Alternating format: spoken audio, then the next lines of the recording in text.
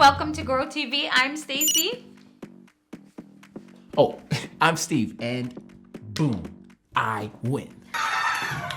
What's this? I'm just practicing for a family game night tonight at my house. It can get pretty heated, and I really want to come away with at least one win. Why do you want to win so bad? So I can do my board game win celebration dance. It's called Step Back, Let Them Cook. So I step back, let them cook. I step back, I let them cook. Step back, I let them cook. I let them cook. I let them cook. That's really cool. But I do love family game nights. How much do you love your family game night, Stace? So much that you'd be willing to mystery rank family game night games? Well, Let's do it. Okay, the first game is Code Names. A team game where players get one-word clues to use the word association to guess the word. Whoa, I said word a lot. I love code names. I feel like I'm a detective, but there are a lot of spots open. I say 3. Next is Exploding Kittens. A fast-paced card game where you don't want to draw the exploding kitty card, or you may lose. I love exploding kittens too. I mean the game, not like actual exploding. Could be my number 1, but I want to keep that open. So number 2. Next game up is Ticket to Ride. Players collect train cards to claim the rail across the map. Oh no. You don't like Ticket to Ride? You don't like train tracks? You don't like trains? You don't like yelling toot toot every time you claim a railway? Steve, I love all that, but I really want to hold my number 1 spot for something, so I have to put Ticket to Ride at number 4. Okay.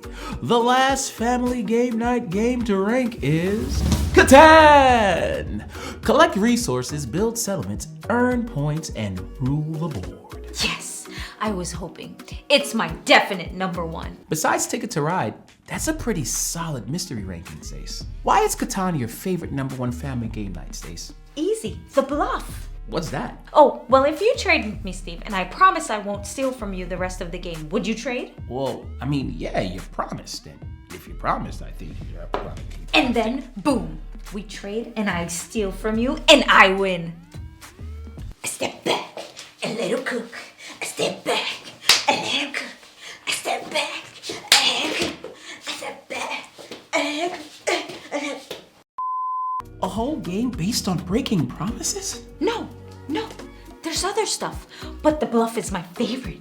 Successful bluffs gives you the best chance at building settlements in cities and winning the game. It makes me think of when God made a promise to a man named Abram. Abram wouldn't have liked Catan very much because he had to stake his whole life and his whole family on the fact that God was not bluffing. Do you mean Abraham? It was Abram first, Abraham later. Have you ever had to do something totally new and a little scary? Yeah, lots of things. Like the first time I rode a bike without training wheels. I rode right into a ditch. I wasn't sure I could do it, but my dad promised I could, and he'd helped. That's actually a great example. Today's Bible story is about someone who had to trust a huge promise from God. So this is Abram, right? Right. Abram lived in a place called Haran, and one day, God told him to leave and go to a new land called Canaan. And God promised to give Abram a big family and take care of him wherever he went. I know this is God and all, but sounds like a classic Catan bluff. Like, when you get this new land, I promise I got you. Oops, just kidding, sorry. Yeah, but it wasn't. God was for real. Still, that must have been a huge decision. Abram had to leave everything familiar behind. Exactly, but he did. Genesis 12:4 says, "So Abram went as the Lord had told him." Just like that? Just like that. He packed up his things, took his wife Sarai and his nephew Lot, and they started their journey. That's some serious trust. Doesn't sound like this was a short trip either. It was a long journey, and on it, a new problem came up. Abram and Lot had so many animals and workers that they were running out of space. Their workers even started arguing over land. Arguments? Those always ruined family game nights. Abram didn't want fighting, so he let Lot choose first where he wanted to live. Lot picked the best looking land with green fields and a river. Then Abram took the other land.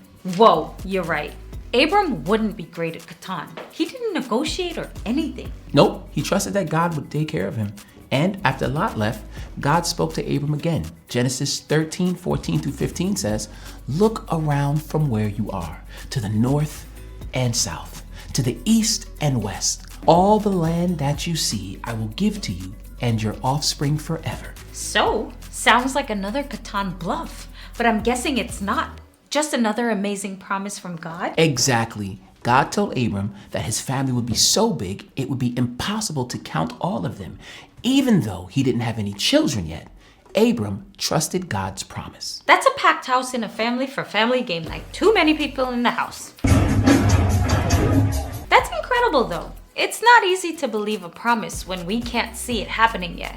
And Abram had to believe multiple promises from God before he could see how they would even take place. But Abram's story reminds us that God always keeps promises, and we can trust them even when things seem uncertain. So we can remember Abram whenever we have to do something new or scary. And remember that God doesn't bluff. God promises to be with us and help us, and we can believe God's promises. So God made wild and almost unbelievable promises to Abram, and Abram believed them all. I mean, yeah, Abram was a person just like us, so some doubts would come. But yeah, he always chose to believe in God's promises. I don't think I'm personally going on any long journeys or moving my family across the world anytime soon, so... All those years of Tetris finally paid off. What are some promises from God that can relate to us? Yeah, more specifically than God promising to be with us and help us. I get you. And there are lots. I think one of the biggest is that God promises to love you, no matter what. And God proves it through Jesus. When all else fails, we know that God's love for us is unshakable and forever. Yeah, that's a big one, especially when we're feeling down. It's good to remember that promise. Also, the promise that God has a plan for our lives, I guess that kind of relates to Abram. Even when things don't make sense, God still has a plan for our future. Exactly. Then there is the promise that God forgives us. Jesus fulfilled that promise when he died on the cross and rose from the dead. Nothing we could ever do would separate us from God. No bluffs. No bluffs. What are some other promises from God that you are especially thankful for today? Whatever it is, remember, we can believe God's promises. It's been fun doing a mystery ranking of family game night games with you. And talking through a Bible story full of amazing promises from God with you. It's always good to learn and grow together. Bye.